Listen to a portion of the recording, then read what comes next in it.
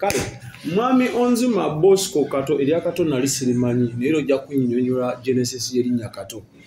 We tuli olunaku olwaleero leero tugenda mukuleetera mu biwayi ebya bibiri ye ssentebe owa political party emanyikiddwa nga People's Front for Freedom abasinga gye musalako nga PFF era ke kakoofiira kojja olaba nga Yesu n'alise ku mutwe ate at the same time y'omu ku beegwanyiza entebe ya Lugazi mu municipality ku bwa meeya era nga alina enteekateeka nnyingi. So olunaku olwaleero ffe abannyaffe ku UK tusazeewo tumukyalireko oba oli awo ebitono bye tusuubira nti wandyetaaza obimanya obitegeere. Ngenda kusaba subscribinga commenting ate sharinge. Tulina omulimu bwagwo gw'okusitula wiiko yaffe eno district tugiteeke ku map. Mu buufu obwennyini twagulawo studios zaffe ne office ziri ku Station Road wantuli Katale naye ekikubo ekikkirira wansi wali wetuli. So office weeri egenda servinga emirimu mingi nnyo. Obufu bwennyini tuli kusonda studio yaffe financially tuli stable naye bw'oba oli eyo ng'oyagala tukwatizaako enamba yaffe y'essimu eri 0770300766 ereeta Katerega Kyembekiyako mulungi kati gwe munnabuyuke ng'olaba kye tukola kirina value osobola okutukwatizaako kyonna tugenda kukyaniriza. Ndina omukulu focus yakutte kamera n'ekifaananyi n'akitemaatema ne kikutuukako obulungi nga bw'okiraba. So mukwano gwange nkusaba kalira ate vidiyo eno gyongere gyone muno. Tukwata vidiyo emikolo tugikwata tukuba ebifaananyi kusa ne vidiyo z'abayimbi mutukubireko ku namba yaffe y'essimu 0755-8M3600 yali ne ku WhatsApp mutuwagire tuleme bakuba nnyo luseke meya asanso okulaba era desebo ne buli wa Yesu yeebazibwe. Amina. Era ndi wa Yesu ndi musajja mulokole ate musumba. Amina. Abakulu akunyaffe buli mbadde nsaba bambulizeeko. Banalugazi banabuyikwe balamusiza mwewale okutuwuliriza era nsaba mutuwagire ddala mwana soda wanga omwana waffe muganda wange era emirimu gy'akola tugisiima so nsaba tumuwagire. Meya tuzze tunyumye tugenda tandikira mu doketi ey'akakoofiira ako k'oyambadde. Abantu njagala obategeeze nti gwe ssentebe then ntandika okubuuza ebibuuzo byange nga mbibuuza omuntu omutuufu. Watandika sseera ki okubeera omukulembeze oba ssentebe wa PFF mu Buyuka? Okusookera ddala actually amanya n'eddoboozi nze Onzima Bosco Kato ssentebe wa PFF Buyikwe district. Nga bwe mukimanyi mabegako eyo okusooka twali FDC netwewagula nga embeera gwonoonese si mululu kweyagaliza FDC ng'evudde ku mulamwa ffe ne tulowooza nti tetusobola kusigalirayo kwe kusalawo ne tutandika PFF. So awo we baanonda okubeera mukulembeze wa PFF Buyikwe district. Emirimu gitambula bulungi nnyo. Si bubi tufunye ba candidates actually tulina bangi beewandisiza mu 3 tulina owa district chairperson nedda era tetwamubba era yagenda okulaba nti yali yakola nsobi okudda eri kati n'akomawo eka. Mukulu mwebaza Stephen. Ate nesira nti abantu abo mikwano gyaffe tunyumya nabo era abantu abasinga bamanyi kibiina ekiri ku mulamwa nti kubanga si buli kibiina kiri ku mulamwa era mwebaza yalingayo eri ku NUP naye ng'ate eno tuwuliziganya kubanga ebibiina bino ebibiri tetulinaako temwerinaako tabu. So eri side eri wekyagaana n'alaba ng'ate asobola okukola ki kufiitingira wano oba mwabakuba akasimu ng'engombo yamuweeri tuli basimu naye ng'eri kyagaana n'adda wano ate tulaba ng'agenda teeba mupiira ate w'amaanyi. Buyikwe South tulinayo Honorable Lulume Dr. Akute flag for MP and then mwebaza Stephen ku LOC5 tulina ne abali ku 3 ba Mbalule ba Sadat. So ebifo ebisinga ku Buyikwe South tulinako candidates. Tulina Kizza muno mu Lugazi municipality. Tulina Kizza ku MP nange kenyini ku Mayor Lugazi municipality ne tubeera n'Omodi yakutte LC3 chairperson Kawolo, tulina abatwawula Alex, so abantu bangi abakutte card ya PFF. Eyo njeru tulina abakanselazi abasuka mu 5 ku municipality, so ekibiina tekikola bubi, mobilization egenda ku ground. Ate okumanya nti PFF eyimiridde olabira ku performance y'ebibiina bino ebimu ddala era wetwava olaba nga balinga nabo basanyaladde tebitambula. So ekyo kiraga nti PFF eri ku mulamwa. Meya, bw'otunuulira status eya ground yammwe n'engeri gye muyimiriddemu technically, mulaba nga PFF eyinza okuba eŋŋanza okukira ku parties endala mu Buiko district obuwanguzi tubusuubire? PFF yo erina support ku ground, ate nga kusinzira ku bibiina ebimu olabira ddala nga tuli ku mulamwa. Tetuli fe PFF focus eri kununula gwanga. Era ndowooza wawulidde ennaku ezo Minisita Mao ng'agamba nti we are poisonous. Tuli butwa. Kubanga abo yalooza nti okubeera nga twagala nkyukakyuka olwo tufuuse butwa. When you be against his boss, yes, we become poisonous. Naye nga that's not true. For us, we are a change-seeking political party. And we believe that strength here tulina abawagizi. Actually, the majority is with us. Yes, abawagizi. More people who believe in us. Nechetukirizamu. Meya wenyini awo, okufuna change, do we need more political parties or twetaaga unity? Omanyi political parties is like a vehicle. It's like a vehicle. So nze ndowooza nti there is no problem political parties okuvaayo as long as people of common interest nga balina bwe basobola okusisinkanira with a common agenda. Problem ebeera nga obwegasi buganye. Naye nga if the political parties come, it doesn't matter how many are there. As long as at the end of it all, maybe there is a unity or there is a common goal. So nze sina buzi political parties okuvaayo wadde ne opening endala 10, there is no problem. So si ensonga. Kuba na Uganda bagamba nti ebiseera ebisinga ate nga kituufu political parties buli emu beera ne principles. As long as goal tutebayemu naye mubeera ne principles amwe n'ogamba for us we don't go beyond that. Bannayuganda balina endowooza nti political parties nezimeruka zikozinga diversion kuba balaba wali amasannyalaze amangi. No, that's not true. Kubanga buli omu kyokirizamu mwana soda sinze sikyenkirizamu. Right. Naye nga obanga ekyo kyokirizamu oba n'abantu abafaananga nga bakkiriza kyekimu kyokirizamu nga musobola okukuŋŋaanira oba ne mulina bwe musinkanira. Ndeni nange ne ttiimu yange n'abafaanana nganze naffe ne twekuŋŋaanya.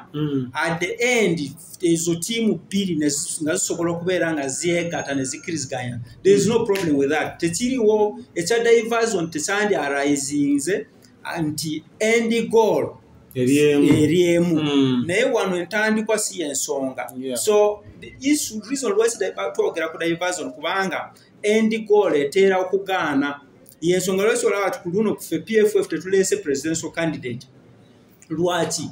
Kubanga tulabanga most cases kati tunula 2016 twalina ba presidential candidates bangi naye nga ate at the end twali twagala ki opposition nga Besigye gyali nga ne go forward Amama Mbabazi gyali n'abalala naye because there were many ne twesanga nga agreement ne zigaana nemuleta amuliyati at the end no njogera ku 2016 at the end buli omu buli party ne bafiiringa candidates zaako. So ku luno twalabye nga PFF ndugamba mu kifo ky'okuteeka okuleeta candidates nyingi mu basket then tutandika okusunsulamu kiyinza it is time wasting.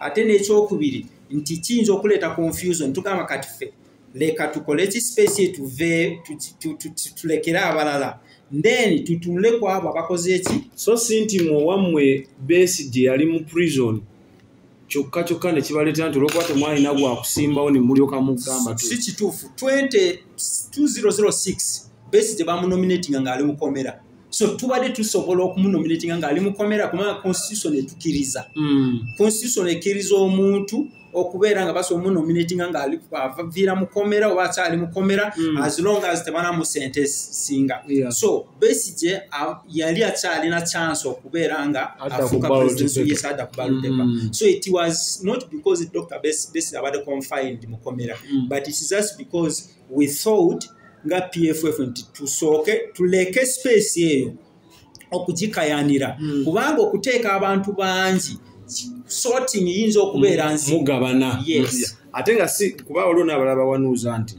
era olwedde mwali temulina maanyi ago gamala kayanira ntebe eyo ne mugamba okufa n'okulemala byebimu first of all ekibiina actually tulina abakulembeze ba PFF so far tulina ababaka basuka mu 10 mu parliament olowooza oyagala gamba nti PFF esobola kubula presidential candidate we have people of integrity bawafuula obutu even Ssemujju Nganda asobola okukwata kaadi eyo ne Lord Mayor asobola so we have those even Salam Musumba